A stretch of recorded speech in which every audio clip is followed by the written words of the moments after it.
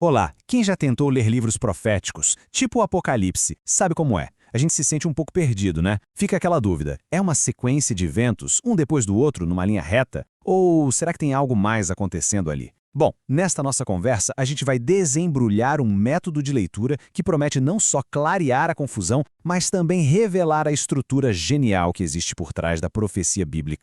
Então, o nosso caminho hoje vai ser assim. Primeiro, a gente vai olhar para um enigma na Bíblia que deixa muita gente de cabelo em pé. Depois, vamos explorar duas lógicas de leitura bem diferentes e descobrir que a chave para tudo isso está lá no comecinho. Aí, vamos aplicar isso para entender o que a gente pode chamar de funil profético. E por fim, vamos ver por que tudo isso é tão importante para nós hoje. Vamos nessa jornada para resolver esse mistério? Ok, vamos mergulhar de cabeça. O problema central, o tal do enigma, começa quando a gente pega um livro como o Apocalipse e tenta ler com uma mentalidade moderna, sabe? Como se fosse um noticiário, esperando uma linha do tempo retinha, cronológica. E essa abordagem, por mais que pareça lógica pra gente, acaba nos levando para um beco sem saída, criando uns paradoxos que parecem impossíveis de resolver. E aqui está o grande quebra-cabeça, a pergunta que sai direto do texto e que já mostra que uma leitura puramente linear não fecha a conta. Como é que todas as estrelas podem cair do céu duas vezes?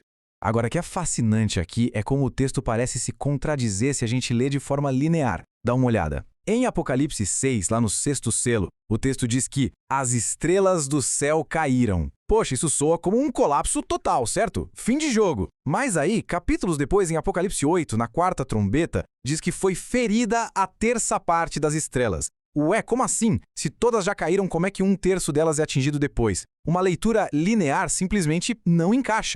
A solução para esse quebra-cabeça, então, não está em tentar remendar o texto, mas em trocar as lentes que a gente usa para ler. O problema não é o que está escrito, mas como a gente está lendo. A gente precisa entender a estrutura literária, a lógica por trás da escrita original. E aqui está o pulo do gato.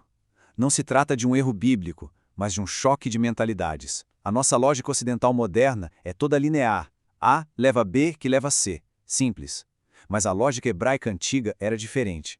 Pensa mais numa espiral que vai subindo. A mesma história é contada de novo e de novo. Só que a cada volta se adicionam mais detalhes, mais intensidade. E isso é fantástico, porque não é só um estilo cultural, um jeitinho judaico de escrever. Parece ser o método que o próprio Deus escolheu para se revelar. Ele se mostra progressivamente, em camadas, para garantir que a mensagem seja entendida em toda a sua profundidade. E essa técnica tem até nome, é a recapitulação progressiva. Para facilitar, vamos pensar nela como um zoom profético. É essa ferramenta que a gente vai usar para decifrar o código. É o jeito que Deus escolheu para se revelar, recontando o mesmo evento para adicionar detalhes, para dar profundidade, construindo o entendimento pouco a pouco. E para provar que esse método não é uma invenção moderna, vamos dar uma olhada em como ele já está lá embutido na própria estrutura da Bíblia. A gente vai começar pelo primeiro livro, Gênesis, e depois pular para Daniel. O exemplo mais claro de todos está logo no comecinho, em Gênesis. Uma leitura linear, apressada, pode até sugerir que o homem foi criado duas vezes. Mas não é nada disso. Gênesis 1 nos dá a visão panorâmica, a câmara aberta, cósmica da criação. Usa o nome Elohim, o Criador majestoso. Aí Gênesis 2 não continua a história. Ele dá um zoom no sexto dia, focando especificamente na criação da humanidade. A perspectiva muda, fica mais pessoal, relacional e até o nome de Deus muda, para Yahvé Elohim, o Deus da aliança, que se relacione de perto. Essa mudança é um sinal literário super intencional, que já estabelece o padrão para todo o resto da Bíblia. Agora vamos para o livro de Daniel. Ele funciona quase como um manual de instruções, um campo de treinamento para a gente entender esse tal de zoom profético. E este quadro ilustra isso de um jeito brilhante. Daniel reconta o mesmo período da história 4 vezes. Cada visão vai dando um zoom, vai se aproximando, adicionando detalhes mais específicos, mais intensos.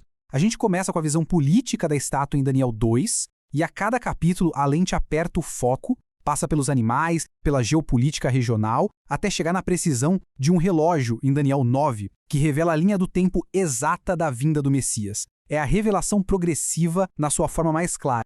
Então, o ponto crucial é este. O Apocalipse não inventou moda. João, o autor, está usando exatamente a mesma técnica literária que os seus primeiros leitores, que estavam mergulhados nas escrituras hebraicas, já conheciam de cor e salteado.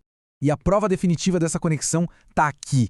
A cena da Sala do Trono em Daniel 7 e em Apocalipse 4 e 5 é a mesma. Elas descrevem o mesmo evento cósmico. Daniel foca no Filho do Homem recebendo o reino. João foca no Cordeiro, que pelo seu sacrifício se torna digno de abrir o livro e executar o julgamento. São duas perspectivas, dois zooms diferentes do mesmíssimo momento glorioso.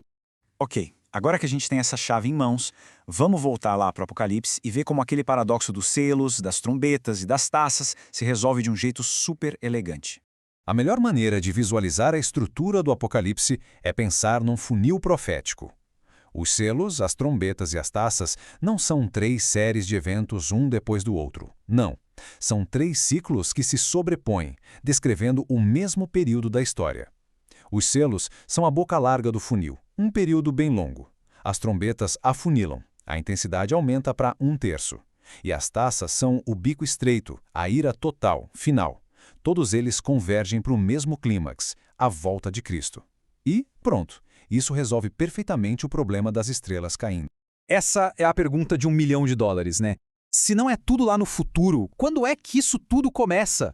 A resposta está nas palavras daquele que é o único digno de abrir os selos. Agora, olha que alinhamento perfeito! Em Apocalipse 6, a gente vê os 4 cavaleiros, conquista, guerra, fome e morte. Do outro lado, em Mateus 24, o próprio Jesus descreve os sinais da sua vinda. Cuidado com o engano, guerras e rumores de guerras, fomes, pestes. A correspondência é exata, é um espelho. Jesus está nos dando a chave para interpretar o que são os selos de João. Então o ponto crucial é este aqui. O próprio Jesus define esses eventos não como o fim absoluto, mas como o princípio das dores. O que isso quer dizer? Que nós já vivemos na era dos selos abertos. Os cavaleiros já estão galopando pela história há muito tempo. E, à medida que a gente se aproxima do fim do funil, o galope deles fica cada vez mais rápido e mais intenso. E entender essa estrutura muda tudo. A profecia deixa de ser um exercício de adivinhação para tentar prever o futuro e se torna um manual sobre como viver com fidelidade no presente.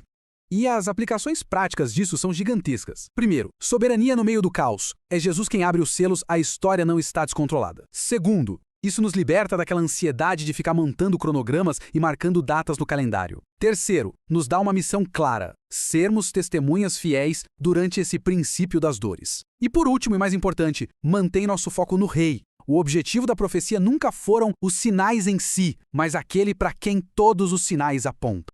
No fim das contas, a mensagem central do Apocalipse não é sobre bestas e pragas, mas sobre isso. O foco sai do caos da história e vai para o vitorioso que está no controle de tudo. E fica aqui uma reflexão final.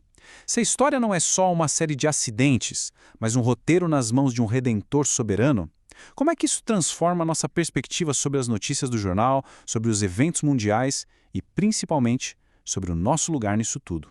Vale a pena pensar.